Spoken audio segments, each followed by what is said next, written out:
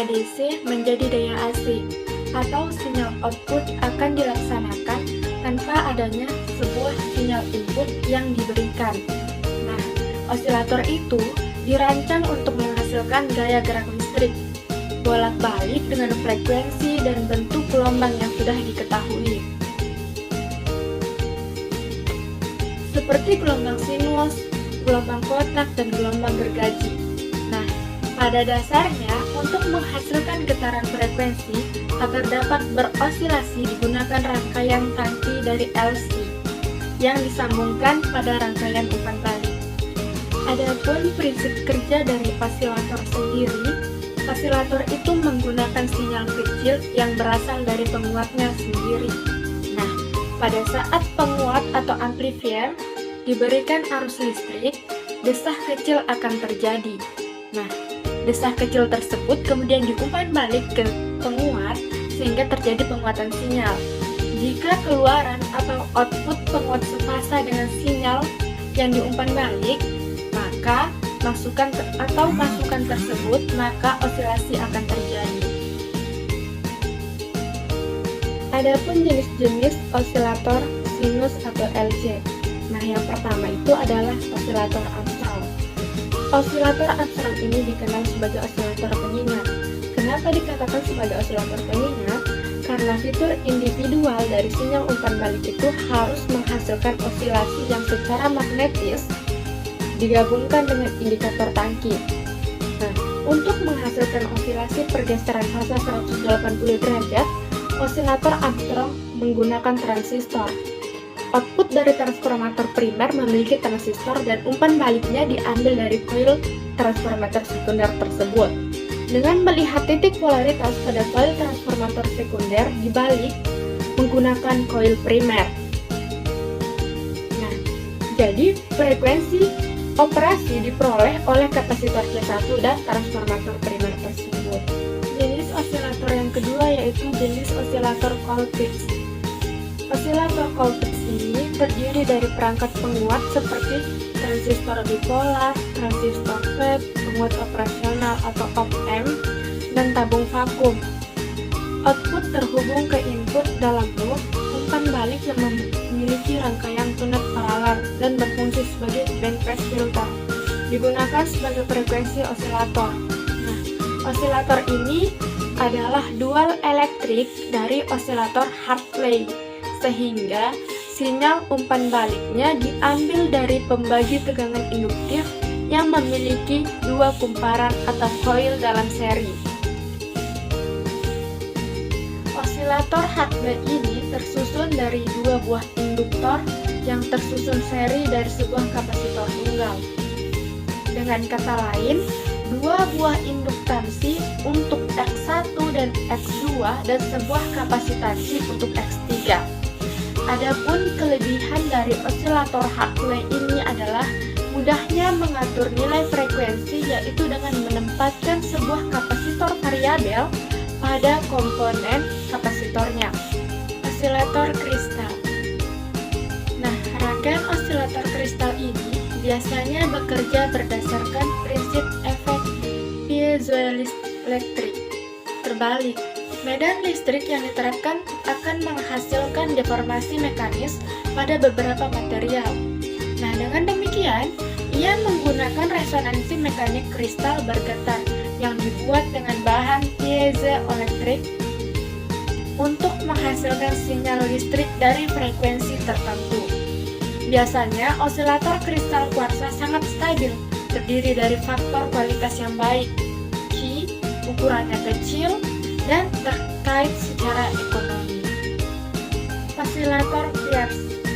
Osilator yang banyak dalam solusi tertanam dan beberapa perangkat karena pembuatannya yang sederhana, frekuensi resonansi yang stabil.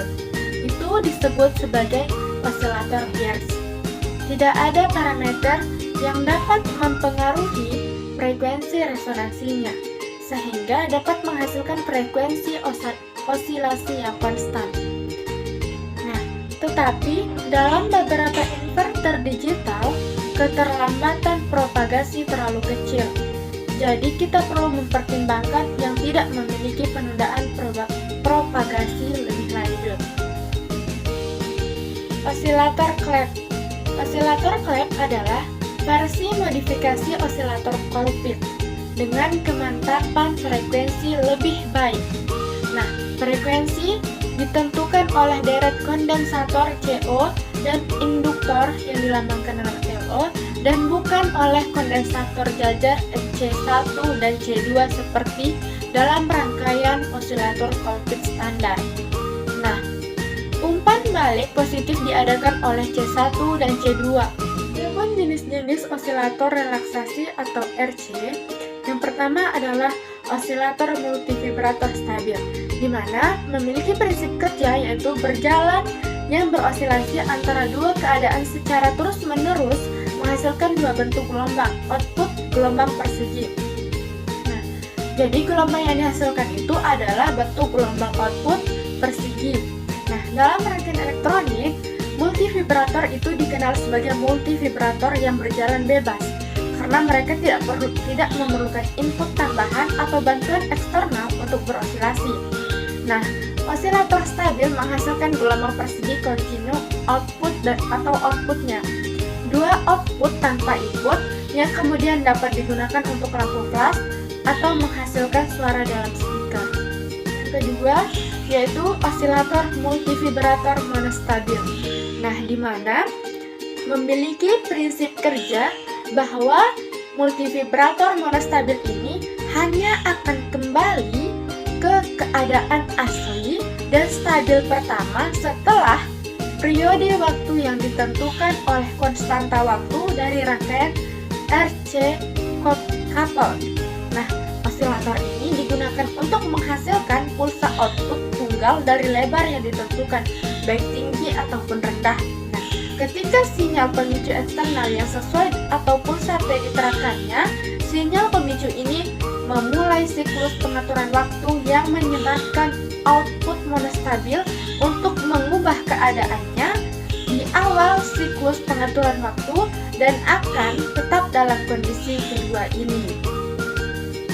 Adapun jenis osilator relaksasi yang ketiga yaitu osilator bistable multivibrator.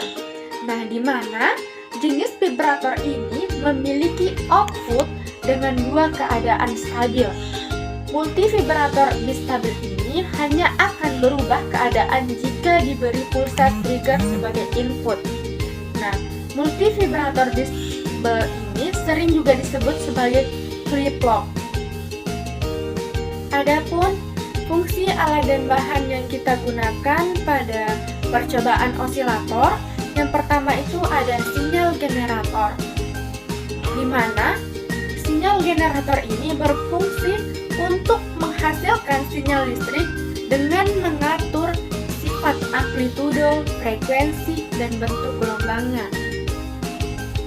Yang kedua, kita itu menggunakan osiloskop, di mana osiloskop ini memiliki fungsi untuk mengamati bentuk gelombang yang tepat dari sinyal listrik.